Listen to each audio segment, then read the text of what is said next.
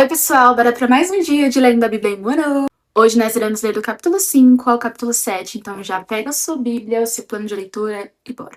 E não se esqueça de curtir, de comentar e se inscrever no canal. Primeiro, vamos orar. Papai, muito obrigada por esse momento onde nós podemos estar aqui, escutando a tua voz, aprendendo com a tua palavra, sendo transformados. Que esse momento não venha ser mais um check no nosso dia a dia, mas que nós venhamos ser intencionais em nos relacionar com o Senhor, em aprender com o Senhor e a viver tudo que o Senhor tem nos ensinado. Muito obrigada por tudo. Fale conosco, por isso que nós estamos aqui, porque nós queremos te ouvir e aprender contigo. É isso que eu te peço.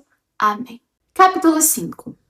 Ora, o povo, homens e mulheres, começou a reclamar muito de seus irmãos judeus. Alguns diziam: Nós, nossos filhos e nossas filhas somos numerosos. Precisamos de trigo para comer e continuar vivos. Outros diziam: Tivemos que penhorar nossas terras, nossas vinhas e nossas casas para conseguir trigo para matar a fome. E havia ainda outros que diziam: Tivemos que tomar dinheiro emprestado para pagar o imposto cobrado sobre as nossas terras e as nossas vinhas. Apesar de sermos do mesmo sangue dos nossos compatriotas e de nossos filhos serem tão bons quanto os deles, ainda assim temos que sujeitar os nossos filhos e as nossas filhas à escravidão. E, de fato, algumas de nossas filhas já foram entregues como escravas e não podemos fazer nada, pois as nossas terras e as nossas vinhas pertencem a outros. Quando ouvi a reclamação e essas acusações, fiquei furioso. Fiz uma avaliação de tudo e então repreendi os nobres e os oficiais, dizendo-lhes: Vocês estão cobrando juros dos seus compatriotas. Por isso, convoquei uma grande reunião contra eles e disse: Na medida do possível, nós compramos de volta nossos irmãos judeus que haviam sido vendidos aos outros povos. Agora vocês estão até vendendo os seus irmãos. Assim eles terão que ser vendidos a nós de novo. Eles ficaram em silêncio, pois não tinham resposta. Por isso prossegui. O que vocês estão fazendo não está certo. Vocês devem andar no temor do nosso Deus para evitar a zombaria dos outros povos, os nossos inimigos. Eu, os meus irmãos e os meus homens de confiança também estamos emprestando dinheiro e trigo ao povo. Mas vamos acabar com a cobrança de juros. Devolvam-lhes imediatamente suas terras, suas vinhas, suas oliveiras e suas casas, e também os juros que cobraram deles, e a 100ª parte do dinheiro do trigo, do vinho e do azeite. E eles responderam: Nós devolveremos tudo o que você citou, e não exigiremos mais nada deles. Vamos fazer o que você está pedindo. Então convoquei os sacerdotes e os fiz declarar sob juramento que cumpririam a promessa feita. Também sacudi a dobra do meu manto e disse: Deus assim sacuda de sua casa e de seus bens todo aquele que não mantiver a sua promessa. Tal homem seja sacudido e esvaziado. Toda a assembleia disse: Amém. E louvou o Senhor, e o povo cumpriu o que prometeu. Além disso, desde o 20º ano do rei Artaxerxes, quando fui nomeado governador deles na terra de Judá, até o 32º ano do seu reinado, durante 12 anos, nem eu, nem meus irmãos comemos a comida destinada ao governador. Mas os governantes anteriores, aqueles que me precederam, puseram um peso sobre o povo e tomavam dele 480 gramas de prata, além de comida e vinho. Até os seus auxiliares oprimiam o povo. Mas, por temer a Deus, não agi dessa maneira. Ao contrário, eu mesmo me dediquei ao trabalho neste muro. Todos os meus homens de confiança foram reunidos ali para o trabalho, e não compramos nenhum pedaço de terra. Além do mais, 150 homens, entre judeus do povo e seus oficiais, comiam à minha mesa, como também pessoas das nações vizinhas que vinham visitar-nos. Todos os dias eram preparados, à minha custa, um boi, 6 das melhores ovelhas e aves, e a cada 10 dias eu recebia uma grande remessa de vinhos de todo tipo. Apesar de tudo isso, jamais exigia comida destinada ao governador, pois eram demasiadas as exigências que pesavam sobre o povo. Lembra-te de mim, ó meu Deus, levando em conta tudo o que fiz por este povo. Capítulo 6. Quando Sanbalat, Tobias, Gessem, o árabe e o restante de nossos inimigos souberam que eu havia reconstruído o muro, que não havia ficado nenhuma brecha, embora até então eu ainda não tivesse colocado as portas nos seus lugares, Sanbalat e Gessem mandaram-me a seguinte mensagem: Venha, vamos nos encontrar num dos povoados, na planície de Ono. Eles, contudo, estavam tramando fazer-me mal. Por isso, enviei-lhes mensageiros com esta resposta: Estou executando um grande projeto e não posso descer. Por que parar a obra para ir encontrar-me com vocês? Eles me mandaram 4 vezes a mesma mensagem, e todas as vezes lhes dei a mesma resposta. Então, na 5ª vez, Sanbalat mandou-me um dos seus homens de confiança com a mesma mensagem.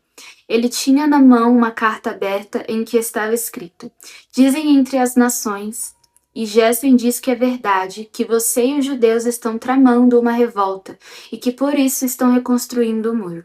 Além disso, conforme dizem, você está na iminência de se tornar o rei deles. E até nomeou profetas para fazerem em Jerusalém a seguinte proclamação a seu respeito: Há um rei em Judá. Ora, essa informação será levada ao rei. Por isso, vamos conversar. Eu lhe mandei esta resposta: Nada disso que você diz está acontecendo. É pura invenção sua. Estavam todos tentando intimidar-nos, pensando: eles serão enfraquecidos e não concluirão a obra. Eu, porém, orei pedindo: fortalece agora as minhas mãos. Um dia fui à casa de Semaias, filho de Delaias, neto de Meetabel, que estava trancado portas adentro. Ele disse: Vamos encontrar-nos na casa de Deus, no templo, a portas fechadas, pois estão querendo matá-lo. Eles virão esta noite.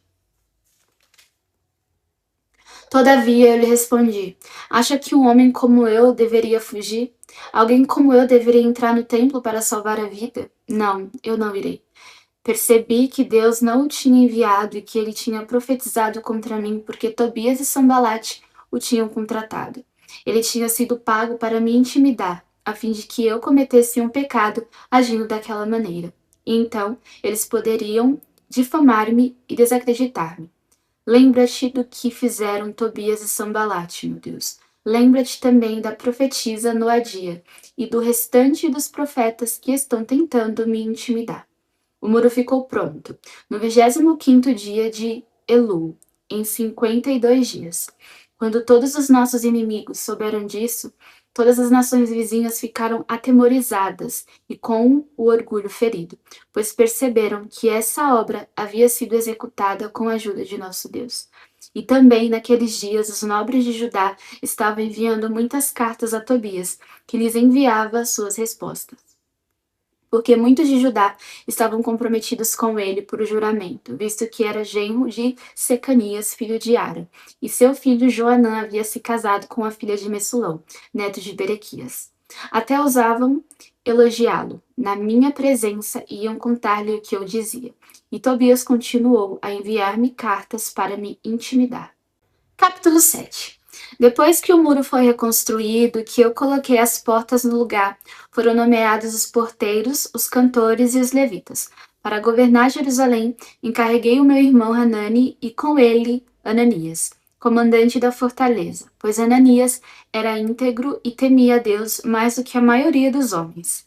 Eu lhes disse: As portas de Jerusalém não deverão ser abertas enquanto o sol não estiver alto. E antes de deixarem o serviço, os porteiros deverão fechar e travar as portas. Também designei moradores de Jerusalém para sentinelas, alguns em postos no muro, outros em frente das suas casas. Ora, a cidade era grande e espaçosa, mas havia poucos moradores e as casas ainda não tinham sido reconstruídas. Por isso, o meu Deus pôs no meu coração reunir os nobres, os oficiais e todo o povo para registrá-los por famílias. Encontrei o registro genealógico dos que foram os primeiros a voltar. Assim estava registrado ali: Estes são os homens da província que voltaram do exílio, os quais Nabucodonosor, rei da Babilônia, havia levado prisioneiros. Eles voltaram para Jerusalém para ajudar, cada um para sua própria cidade. em companhia de Zorobabel, Jesua, Neemias, Azarias, Ramias, Naamani, Mardoqueu, Bilsã, Misperete, Bigvai, Neum e Baaná. E esta é a lista e o número dos que retornaram pelos chefes de família e respectivas cidades. Os descendentes de Parós, 2.172. De Cefatias, 372. De Ara, 652. De Paate-Moabe, por meio da linhagem de Jesu e Joabe, 2.818. De Elão, 1.254. De Zatu, 845. De Zacai, 760. De Binui, 648. De Bebai, 628. De Asgade, 2.322. De Adonicão, 667. De Bigvai, 2.067. De Adim, 655. De Ater, por meio de Ezequias, 98. De Assum, 328. De Bessai, 32. De Arife, 112. De Gibeon, 95. Das cidades de Belém e de Netofate, 188. De Anatote, 128. De Bet-Asmavete, 42. De Kiriat Jearim, Séfira e Beerote, 743. De Ramai-Geba, 621. De Micmas, 122. De Betel e Ai, 123. Do outro Nebo, 52. Do outro Elão, 1.254. De Harim, 320. De Jericó, 345. De Lode, Hadide e Ono, 721. De Senaá, 3.930. Os sacerdotes, os descendentes de Jedaías, por meio da família de Jesua, 973. De Imer, 1.052. De Passur, 1.247. De Harim, 1.017. Os levitas, os descendentes de Jesua, por meio de Cadmiel, pela linhagem de Odeva, 74. Os cantores, os descendentes de Asaf, 148. Os porteiros do templo, os descendentes de Salum, Ater, Talmon, Acube, Atita e Sobai, 138. Os servidores do templo, os descendentes de Zia, Hassufa, Tabaote, Queros, Sia, Padom, Lebana, Agaba, Salmai, Hanã, Gidel, Gaar, Reias, Rezim, Necoda, Gazão, Uzá, Passeia, Bessaia, Meunim, Nefusim, Baquebuque, Acufa, Harur, Maslite, Meida, Harsa, Barcos, Cícera, Tamá, Nessias e Ratifa. Os descendentes dos servos de Salomão. Os descendentes de Sotai, Soferete, Perida, Jaala, Darcon, Gidel, Sepatias, Hatil, Poquerete, Hazebaim e Amon. Os servos do templo e os descendentes dos servos de Salomão, 392.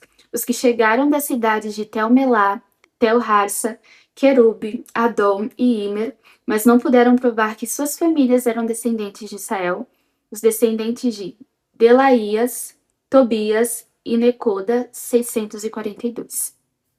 E entre os sacerdotes, os descendentes de Rabaías, Racós e Barzilai, homem que se casou com uma filha de Barzilai de Gileade e que era chamado por aquele nome.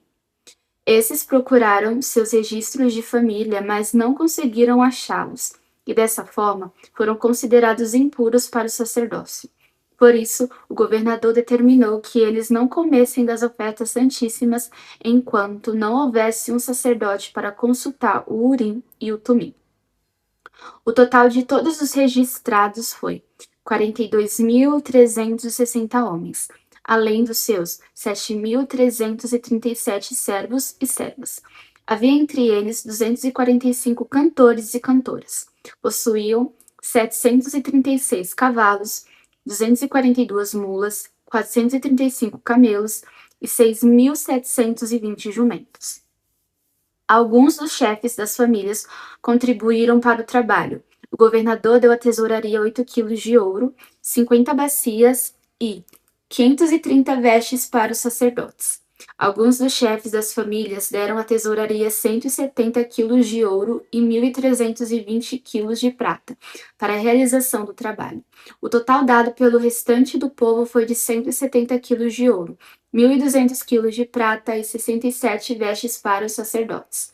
Os sacerdotes, os levitas, os porteiros, os cantores e os servidores do templo, e também alguns do povo e os demais israelitas estabeleceram-se em suas próprias cidades. Agora vamos orar. Papai, muito obrigada por essa palavra. Nesse momento, eu oro para que nós não venhamos ser intimidados pelas dificuldades, pelas circunstâncias, mas que nós possamos ser fortalecidos no Senhor, no Teu Espírito Santo, através da Tua palavra, porque nós precisamos de Ti. Sem Ti, nós não iremos conseguir, mas que mesmo em meio aos problemas, às dificuldades, nós possamos estar enraizados no Senhor, sendo guiados pelo Senhor e direcionados pela Tua palavra, não sendo conduzido pelas outras vozes, pelas circunstâncias ou dificuldades, mas apenas pelo Senhor. Continue falando conosco. Muito obrigada por tudo. Amém. Bom, agora você já sabe, tira um tempo para meditar sobre tudo que a gente aprendeu hoje. Te vejo amanhã. Um beijo e tchau!